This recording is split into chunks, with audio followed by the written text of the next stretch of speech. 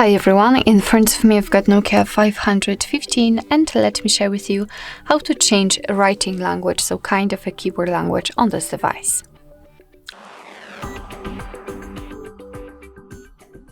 So first of all, we have to find, for example, the notes, maybe the browser, the contacts, the messages, whatever. Just have the kind of a keyboard on the screen. So basically have the section where you can type something. Then simply tap on the options which are in the left side here, and as you can see, we've got the writing language. Let's go to it, and here we've got the list of all languages from which we can choose. So maybe let me pick the Turkish one. Just find yours and tap on and press select.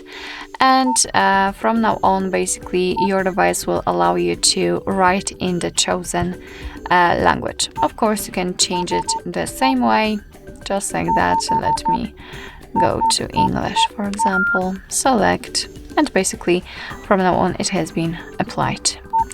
Alright, so basically that will be all. This is how to change the writing language in your Nokia 515. Thank you so much for watching. I hope that this video was helpful, and if it was, please hit the subscribe button and leave the thumbs up.